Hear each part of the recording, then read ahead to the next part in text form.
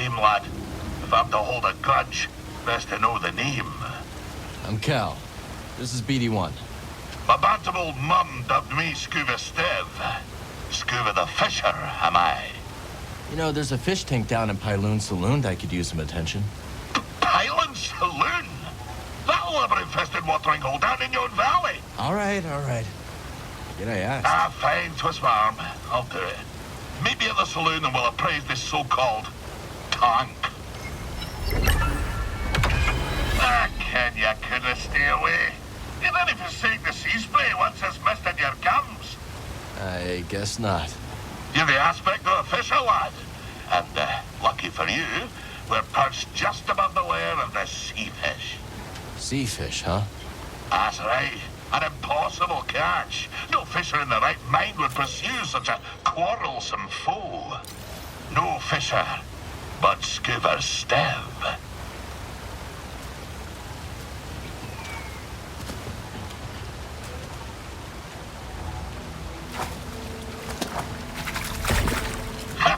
You see that, lad? That was pretty impressive. You still think I'm small time, eh? No, I believe Well you. then, I've no choice but to regale you with my bleak-most history. Tarry a moment, and I'll tell you a thing or two about old Skoova Stev. So, you wish to prick up your ears and receive the tale of Skoova? If you're sharing stories, we'll listen. Then you be a fool, my lad. A sordid tale will bring you nothing but grief and woe. Okay, well, if you're not sharing stories, we'll... Oh, fine, I'll tell you. At your own insistence, and at your own peril. My story begins in a small village on the frozen banks of Skoova, my home world. Nights black as quillfish innards. Winters so cold, a stern look can turn you to glass. Doesn't sound like the easiest place to grow up. Difficult, aye. From the moment your mother's milk froze on your tongue to the moment you foundered upon frozen streets. You see, the fishes, they had the right of it. They dwelt far below the ice, where warm currents danced like ribbons in the wind. To fish so scarce a quarry, on account of the great fish famine, well, it's nae a mild undertaking. But for all me belly-aching now, there's a peaceful enough life for a wee Skovian with an instinct for the rod. So you discovered your talent early. Such a talent was I, that as a lad, me hardly spotted my first prickly chin hair. I was given an audience with Undone. But that'd be a tale for another time. Oh, and some advice, lad. If you're planning to scale the mountain, you'll need to keep a strong grip.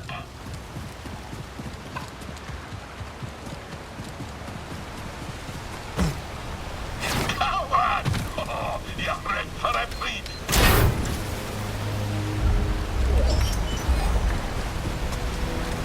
What are you fishing for?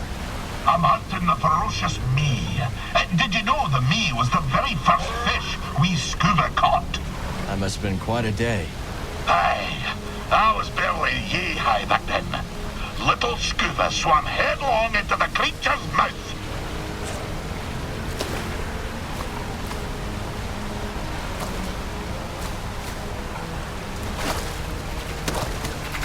But, plucky as I was, I couldn't digest me before fishing fellows pulled us out.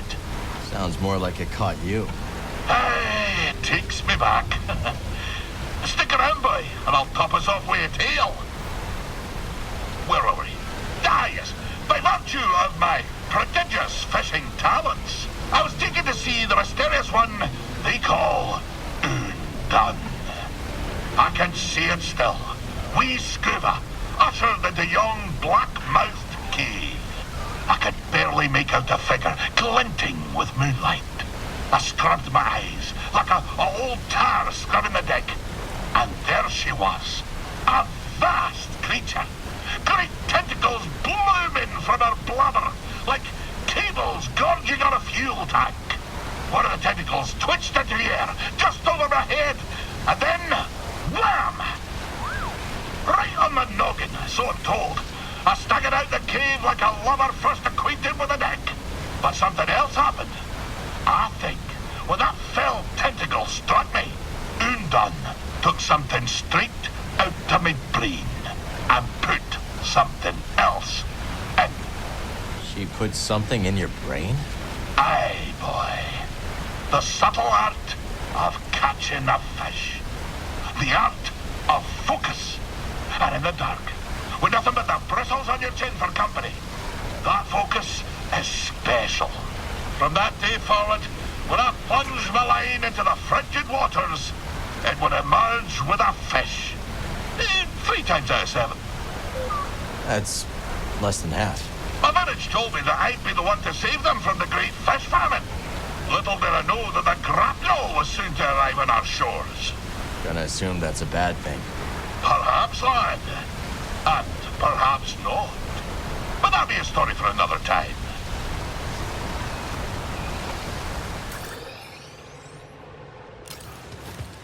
Cow, ahoy!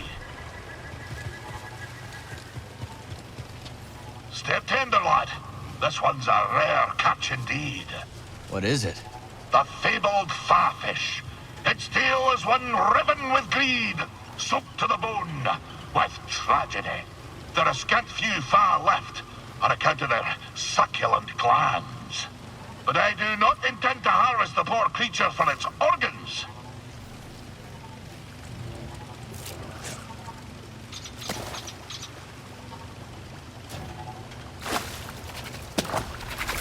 I intend to bring it back to the saloon, where I might one day find a mate for it. Playing matchmaker, huh? You found another fawfish before? No, but fishing's about leaving the world better than you found it. A ripple's only as good as the stone you cast. Now for a tale, lad. The tale continues. When we last spoke, I warned of the grapnel's arrival. That great ship came descending on us like an anchor cutting the deep. Ne'er a more fearsome ship did you clamp eye on. She was sharp, like a fish, like the nose of a bony fish. She had 3 great claws.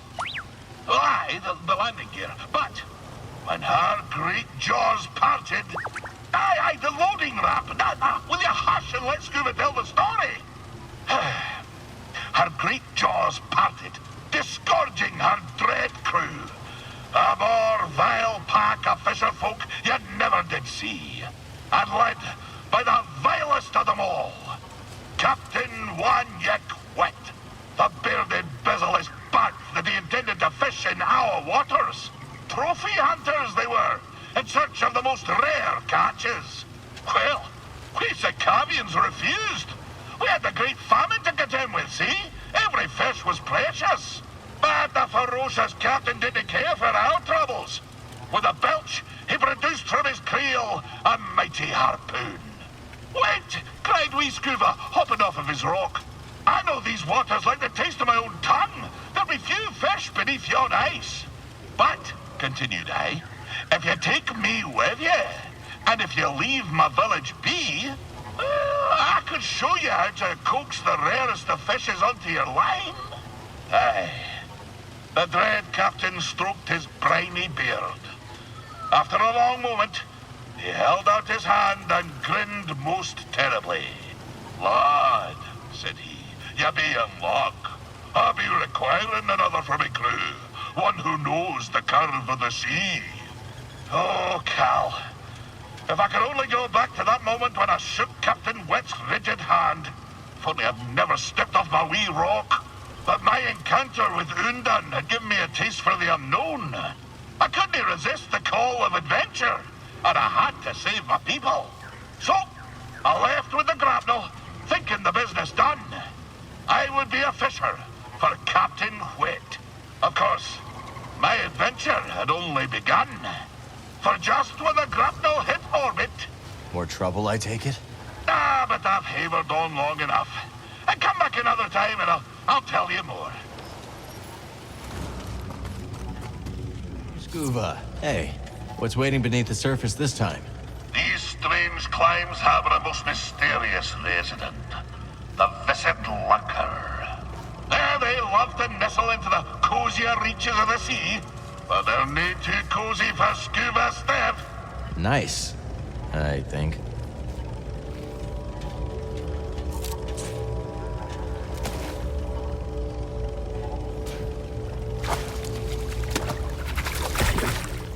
Ha ha! Got it! You know, I was famed for my lugger catching talents. Oh, and lad, I know what you'll say. Skoova, you were only prized for your skill in catching them on account of your wee stature. And I might be right, but you can no more fit a basilisk in a lurker's lair than an oyster in a thimble. Sounds right to me. Can I interest you in a tale?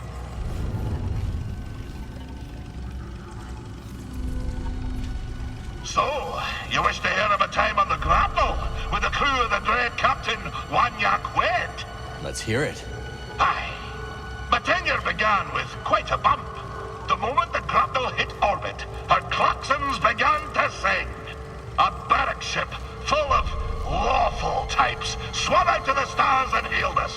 What be the meaning of this? Growled our captain. We're simple fisher folk. Your transponder codes tell a different tale, came the reply. You be standing on stolen property, you do. Aye, you've rightful caught us, said the captain. Come on aboard, and I'll surrender what was stolen. But scarcely had the lubbers set boot on the deck of the grapnel, when wham! The captain's harpoon skewed them like a quailfish on a spit. No, you can't do that when you're running line, can you? Said the captain to me, grinning in his foulsome way. I'm sorry to say that I picked up the harpoon that black day. For years, I did not toss a fish back into the sea when I caught her. Well, that is until... blubbered you to death. I'll continue my tale soon, lad.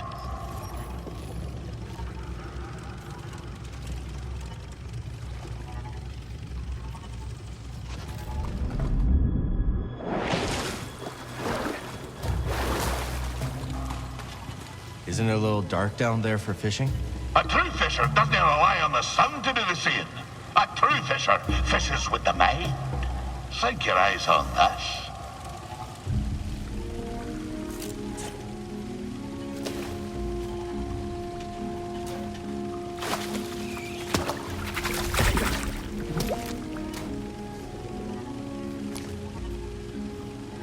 You're asking yourself, how in the deep did old Skoova know where the fishy was hiding? And what you don't know is that the barb hookfish always travels northward.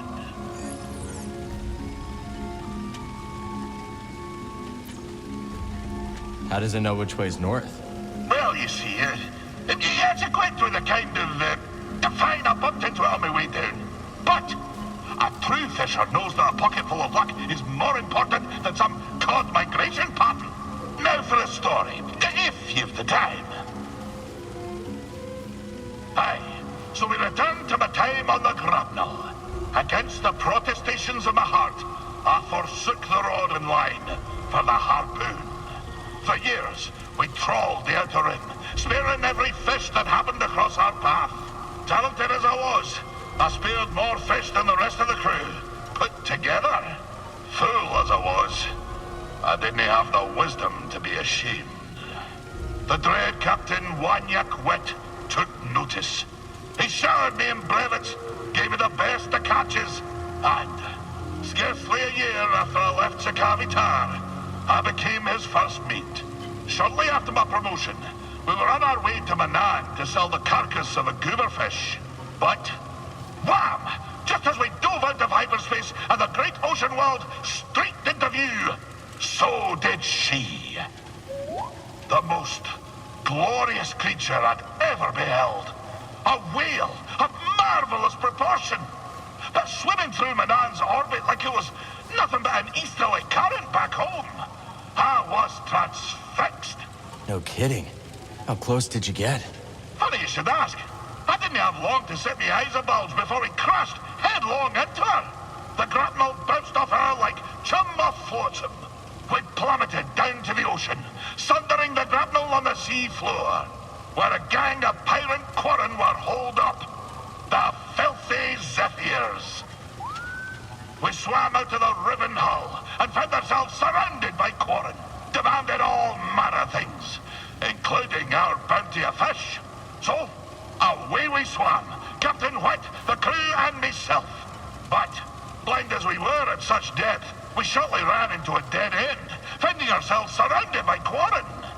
Find me again, and I'll continue the tale.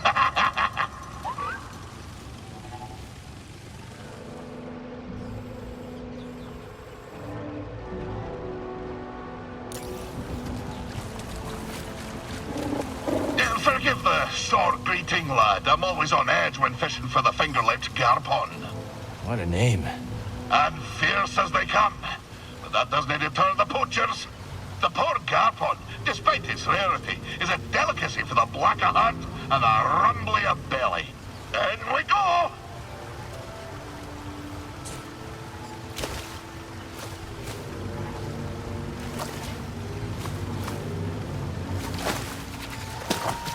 Ah, did you see that beauty? 2 plump fins, a fine complement to glands, a scrumptious, varicose tongue. Fishing on an empty stomach, Skoova? Hey, I can't succumb to the passions of the stomach. The garpon must live. I'd better get me mind off it. Spin your tail.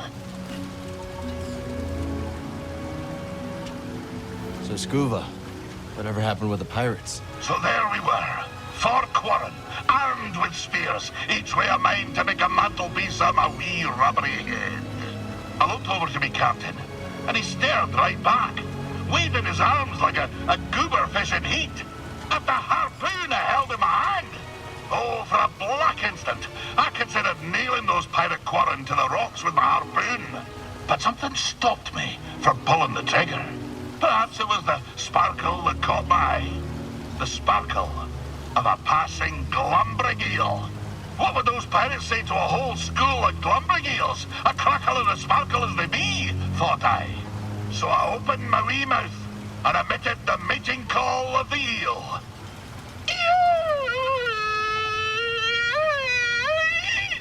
You speak eel? Aye, but I forgot to turn on me comm. We Skoova alone heard the cry. But that demented expression put such a fright on the quarren that it dropped the blasters. By the time they'd come to the senses, we were swimming away as fast as our flippers could carry us. It was only later, as we fled aboard the Zephyr's schooner, that I realized how close the real danger was. But I shall continue my tale next time.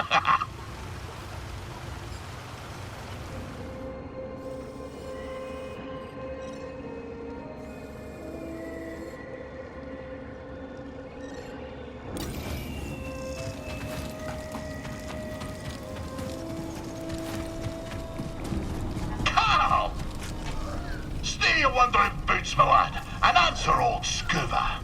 Do I strike cutting fishermen? Not sure what you mean. Me appearance, lad. Does it warm your shallows? Does it put a sea spray on your face?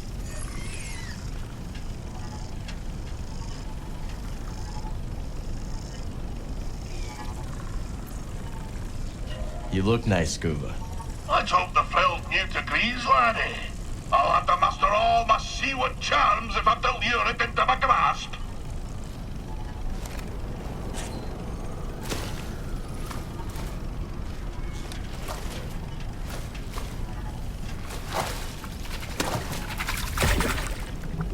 Seems it liked you.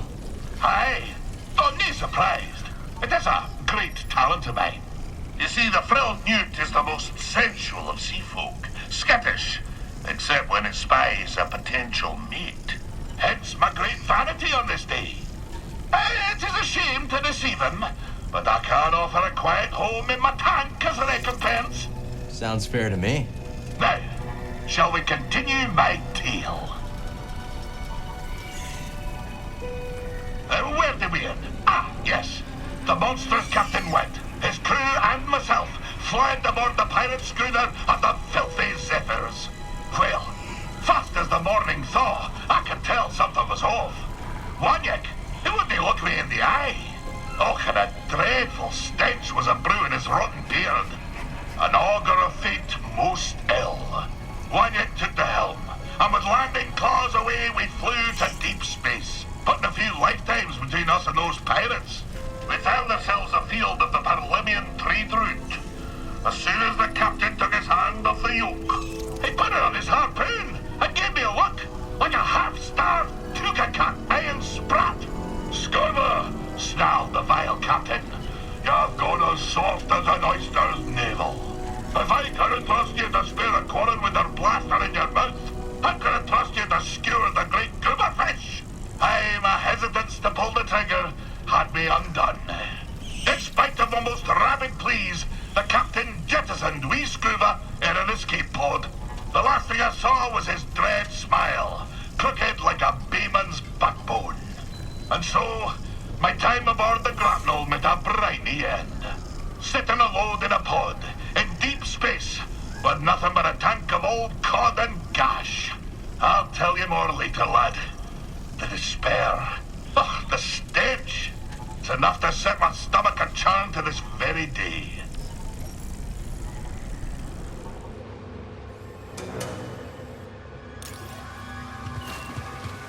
Here we go, buddy.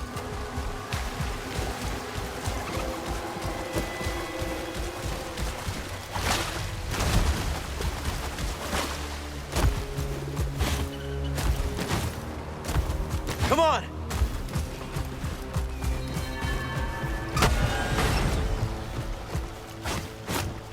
Coward!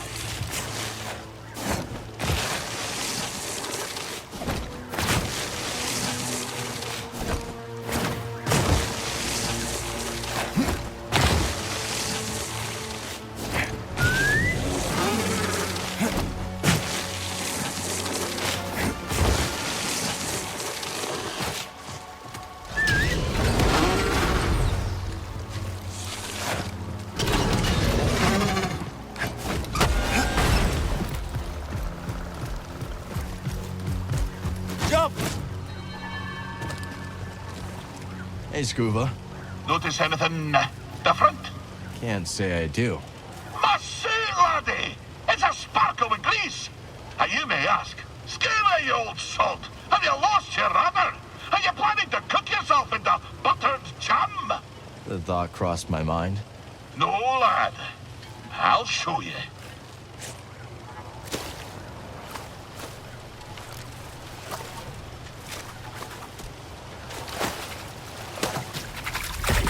You see that, lad? The blue-finned crayfish is a fearsome warrior. Not just because its claws are sharper than the bristles on my lip, but also because it's as slippery as a sugar pea taking an afternoon dip. So, how do you fight slippery? By being muckle slippery yourself. I'll remember that next time I'm in a bind. Oh, and I've only just begun, lad. If you've a moment, I'll continue my tale. So, Skoova, back to your story. Were you actually marooned in deep space by Captain Wet? Aye, lad. There I sat, tummy a-rumble, gazing out at the void. My somber reflection staring back from the porthole. Was it hours? Years? Neither would faze me. But I do recall this. After a term most interminable, there she was, like a bowsprit cutting through a crest. A great space whale, still sporting the grapnel's imprint on her side, emerged from a parted void. Aye, even now it brings the salt to my eyes. Her great blubbery undulations tossed me pod through the stars like a goose-winged skiff. The stars swirled about like 100,000 fishes until suddenly I saw a planet below. There my pod crashed, and there I was rescued by kindly locals. I had been saved by this marvelous creature from the depths of space. I tried searching for her. Alas, to no avail. She eluded me for years before I packed my satchel and headed home for Sakari Tar. Most didn't believe what I'd seen. They say she was not but the terminal spasm of a starving salt's brain. But I know what I saw, lad. I know what I saw. Of course, when I returned home, things were not as I remembered them.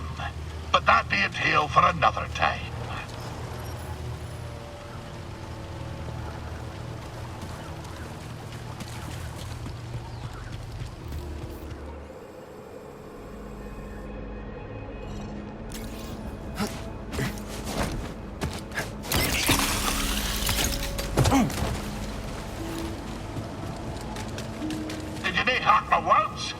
I heard you. Not sure I understand, though. 'Tis the noise, lad. A fisher must be master of all the senses, eh? We're in the lair of the fan-tailed larfish, the greatest smeller of things foul beyond the deep core. Are you saying we smell foul? You're no lethal peach. No to worry. Being clever, I can to apply the pungent musk of the glotsome crab to me suit. Oh, the old fishy won't know what hit her.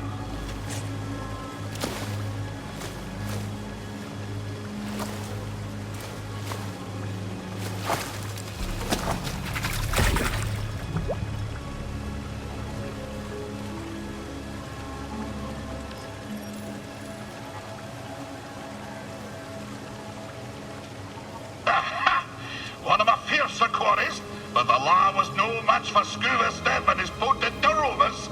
I come to think, you contributed a few smells of your own to the melee. I owe you a debt of gratitude. Don't mention it.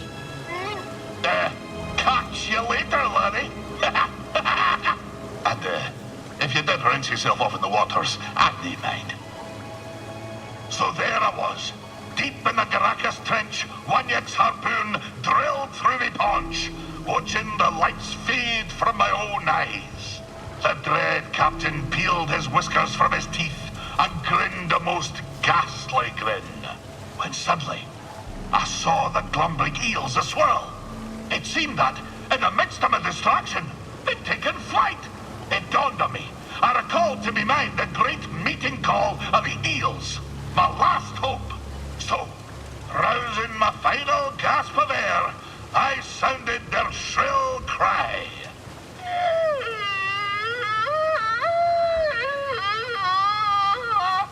What happened? Well, lad, I'll tell you. The eels swarmed in an electric blaze. The dread crew scattered, and Wanyak, that damned Wanyak, that dread captain, was cooked like an evening quillfish.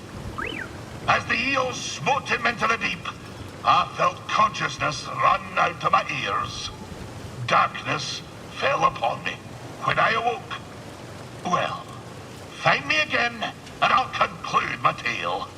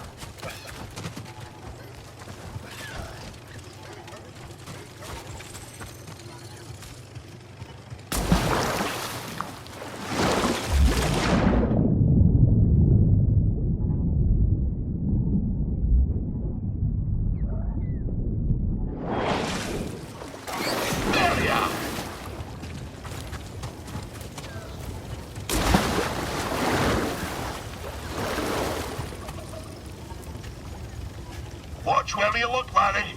The frightful reeffish is known to stun his quarry with a blinding flash of light. I guess you have a plan, though, right? Cal, you kindly lover. Sometimes I forget you're only half-cooked around the gills. The reeffish has attracted less kindly fishers, however. Once, I knew a noble who deigned to keep one as a pet.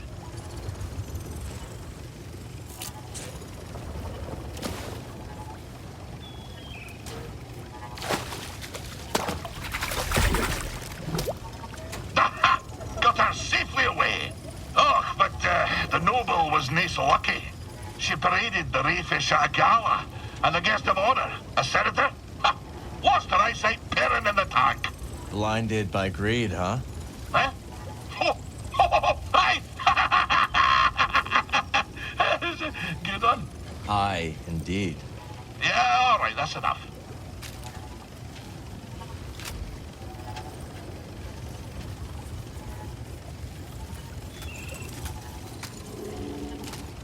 So, after years years of searching for the great whale, I returned home to the frozen shores of Skoova, where my tale began. And this world on which I was weaned and warmed seemed but a moon to me careworn eyes. So small. I foot-slogged my way back to Undun's cave, but I found it empty, and somehow colder than I remembered. You know, lad, sometimes the truth brings peace, and sometimes it brings sadness. The fish is nae always what you thought it'd be when it bit the line. I dragged myself out of that cave and back to my village. And what I discovered next sent a spar through me thrice-pickled belly. All me kith and kin, old and bairn, ravaged by famine and cold.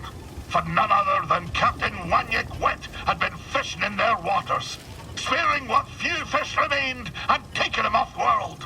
And so it was that I found myself once again in search of the dread captain and his crew.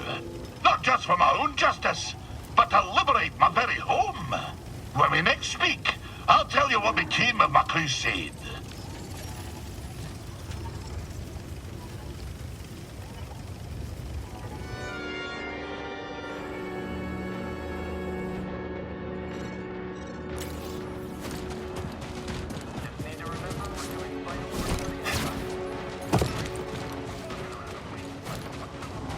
Watch your step, lad. Have we walked in on another dangerous expedition? Well, the feral sneakfish prefers the taste of crab, but would happily settle for your toe. Are you sure all this is worth the risk? There's great beauty in peril, lad. And these noble beasts demand respect, you know. As you'll see.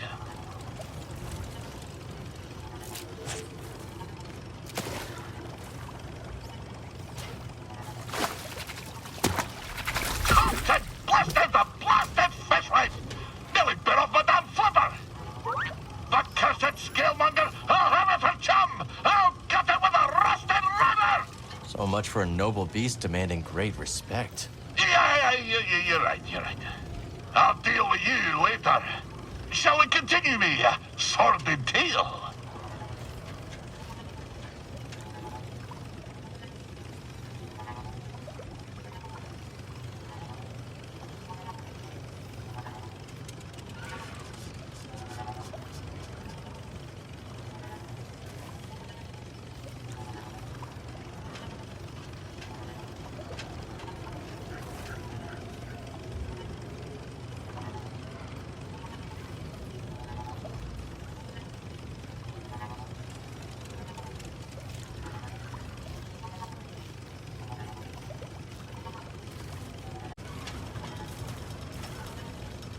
Aye, our story nears its end.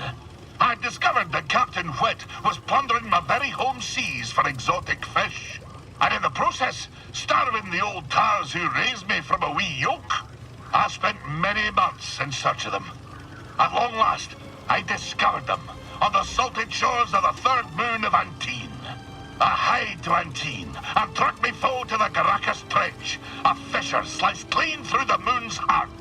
There, amongst the brine and black, I found him. Wanyek Wet and his vile crew, surrounded by glumbering eels, spearing them with their harpoons. "Captain," I cried, "you've broken your promise never to harvest the seas of Skoova." And I said, "Your command be forfeit if you dinna forswear my home waters."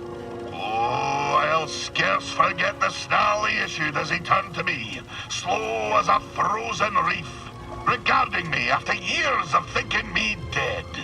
"This," he growled, "is why you dinna toss the fish back into the sea." Before I could shake my flippers, the barb of his harpoon spun through the deep, and its hook pierced me in the chest. My juices filled the water, and as my vision grew dark, I espied Wanyek, smiling sharp as a fang. That's horrible, Skoova. I told you, lad, that mine be a dark tale. I'll tell you more when next we meet.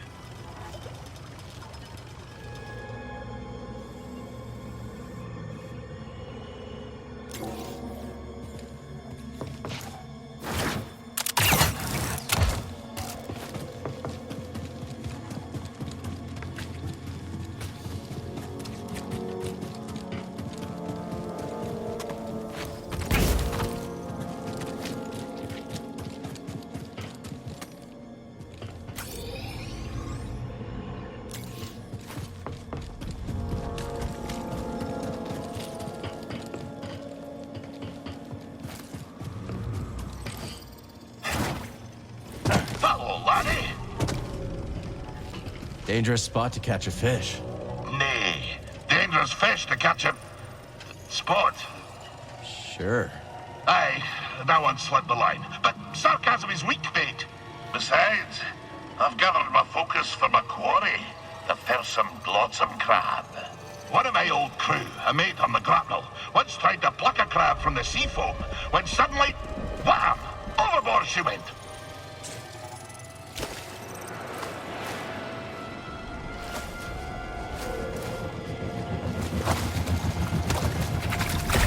Where was I? Aye! She flopped overboard like a quillfish wriggling out of a tin. The crab yanked her in by the nostril. Sometimes you have to strike first, no?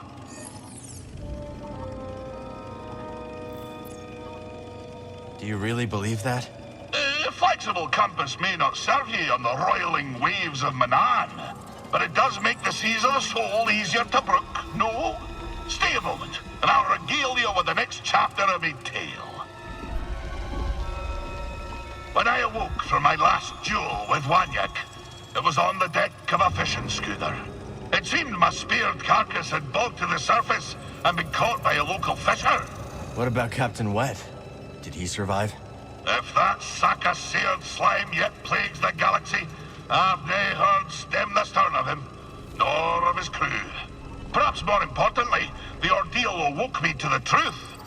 I had no desire to spear fish, nor fisher. I had no desire to cross harpoons with dread captains, or to skewer the deadliest fish. In the hurly-burly of it all, I lost sight of myself.